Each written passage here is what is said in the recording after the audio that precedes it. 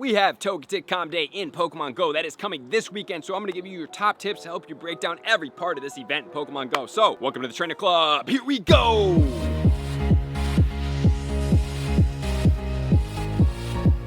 Togetic Comm Day in Pokemon Go is going down on Saturday, April 15th from 2 p.m. till 5 p.m., which is still going to be the later time for right now. So at some point, they probably will switch it from 11 to 2, but as of right now, this is going to be where it goes. This Pokemon is going to be featured many bonuses, which are going to include increased spawns, which means there's going to be Togetics everywhere. The good thing about Togetic, actually, is it's going to be a 300 Stardust per catch Pokemon, which means it's like catching a Ivysaur, a Charmeleon, and other Pokemon in the wild, so that is a benefit that we will talk about in one of my tips. There's going to be the egg hatch bonus of 1/4 egg hatch distance, which is going to be great because there's also going to be Togepi going to be in 2-kilometer eggs. We're going to have 3-hour incenses, 3-hour lure modules, every single lure module, and the incense is going to exclude the adventure incense. We're going to get 2 times catch candy. We're going to get 2 times the likelihood of getting XL candy when caught. There will be 1 additional special trade per day, which gives you a grand total of 2, and then 50% reduction on the Stardust cost. So if there is a Pokemon out there that you have not been able to get, this would be a great time to be able to trade for that Pokemon and save some Stardust if it's a shiny that you do not have to save you 20,000 Stardust with a best friend. And the featured attack is going to be Aura Sphere, which we will break down on Friday to see where this Pokemon does sit as a GBL attacker and as a meta attacker to see if this Pokemon is going to be worth using your budget candy that you just have gotten to power it up for either of the placings. And then from 5 all the way until 10, there will be Togetic in the 4-star raids. So with all that said, not to waste any more time, let's start getting into our top tips, starting off with tip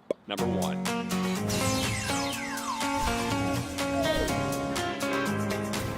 Tip number 1 is just going to be a reminder of all of the items that you are going to need. So number 1, I'm going to say as many Ultra Balls as possible. Just remember this is a 2nd tier evolution Pokemon. This means that it was typically a harder Pokemon to catch, but for Comm Day they do make it easier. However, I want to make sure you guys do optimize this day as much as possible. I would also use Star Pieces when catching this Pokemon because it is a 2nd tier evolution Pokemon, so you're getting boosted Stardust whenever you catch this, which is going to be a positive here. As far as Ultra Balls and Great Balls combination, favored more towards the Ultra Balls as much as possible. I would say to go into this day with at least 750, preferably you'd be around 1,000 if your bag can sustain that. As far as Pineapple Berries, I think Pineapple Berries slow down our ability to catch Pokemon, which catching Pokemon is going to be more Stardust, more XL candy, more regular candy, more XP. So I don't use Pineapple Berries that much anymore, especially since the XL candy is really the rare candy that we really need when going into taking these Pokemon to the next level, and usually the regular candy is going to come quite significantly and easily throughout just playing the game. However, if you do plan to use Pineapple Berries, I would say to go in it with at least 300. I prefer that you also clean out your bag for 33% of your bag storage. I would prefer that all you guys come into this day with 12-kilometer eggs because you're going to be able to put them on super incubators and hatch them extremely fast while using a star piece, which will yield you an absolute mega ton of Stardust, which is going to be anywhere between 85 and 100,000 Stardust. Typically it lands around the 89 to 91 mark, but if you do get lucky, you can push it all the way to 100,000. So those are going to be all the item reminders, which is then going to lead us into tip number 2.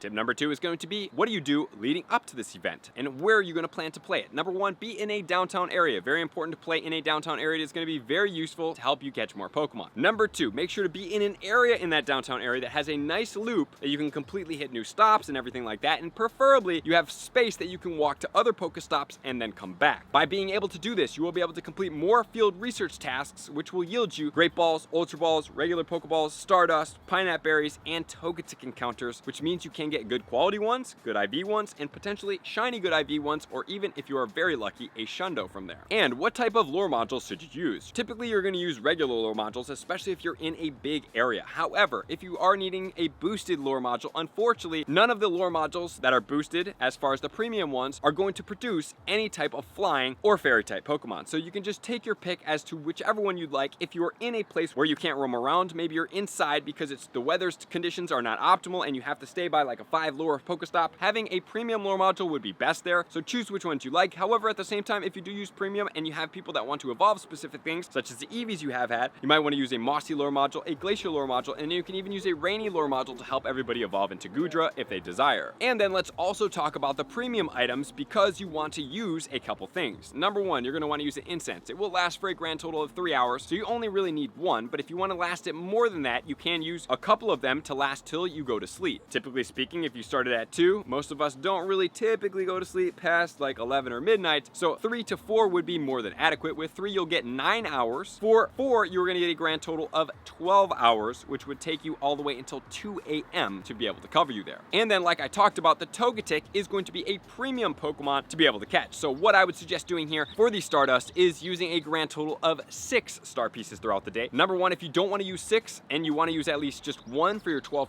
kilometer eggs, you can do that, but I suggest that you guys do go with all of them. So with that said, now let's get into tip number 3.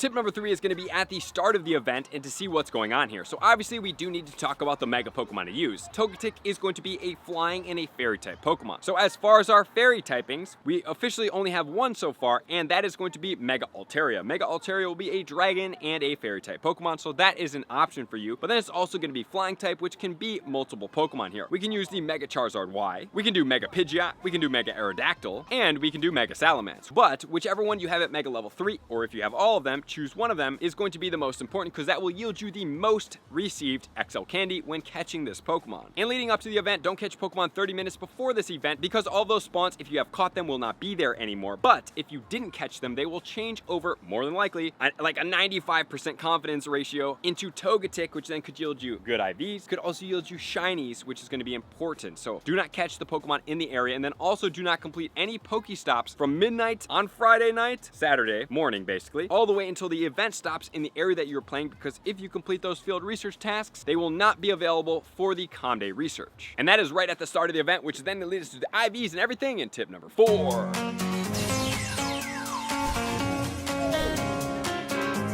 Tip number 4 we'll talk about during this event. Okay, so we do have Togetic. Togetic from the field research will be 100% IV at a 732. If it is not weather boosted, the highest CP you can catch this Pokemon at is going to be 1464. However, there's 2 conditions that will boost it, which are going to be cloudy weather and windy weather, all the way to level 35 at 1586. If the game does have those conditions, this Pokemon will only be guaranteed 100% IV at that level 35. But then also we have the ability to hatch Togepi from 2 kilometer eggs, which I will be doing. I will be doing a lot of those. And the 100% IV will be 375 coming out of those 2 kilometer eggs. Don't forget, as soon as the event starts, to use super incubators to hatch all 12 of those 12 kilometer eggs. Make sure to put on a star piece as well to be able to yield that. Make sure to put your incense on. And then also, if you're using the pineapple berries, make sure to do those appropriately throughout the day. And let's not forget to use the skip animation catch trick. If you want to see it up here, you can check that out. Or there's another one, which will be the AR catching trick. If you want to see that, you can check it out up here. That's going to help you catch faster, but it will not help you hit excellent throws. So if you're not in the game for XP at all, that's going to be great, but if you are in the game for XP, that's probably not going to be your best bet. And finally, let's talk about the PvP IVs. So 0, 14, 11 for Togekiss in the Great League. In the Ultra League, it will be a 0, 15, 15, and then obviously in the Master League, we're looking at a 15, 15, 15, and we will check that all out on Friday's video to see if this Pokemon is going to be worth your time, energy, and resources with the new moveset. So with all that said, now let's get into tip number 5.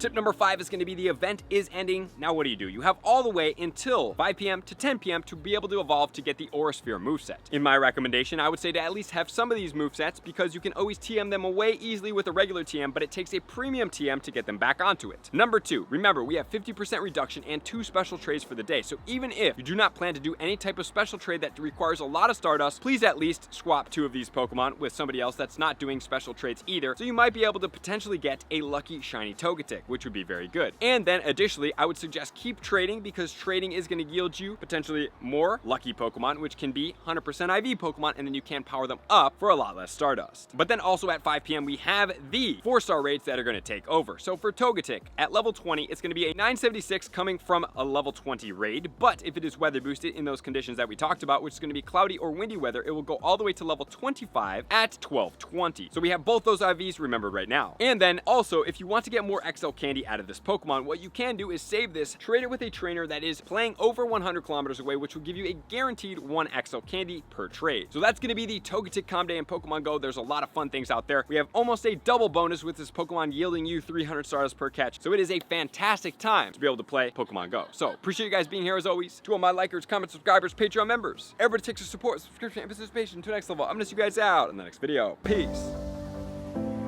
I want to take this time to thank everybody who supports me in every facet. It means the world to me, and an extra special thank you to all my Patreons. I greatly appreciate the extra support to continue to allow me to pursue Pokemon Go full time, allowing me to create my daily video uploads in the most timely fashion for everyone's benefit. Plus, I get the amazing experience of sharing my creative processes behind the scenes and raiding all around the globe with select upper tiers. Thank you everybody for being a part of the Trainer Club. You all mean the absolute world to me, and I will see you guys out on the next video.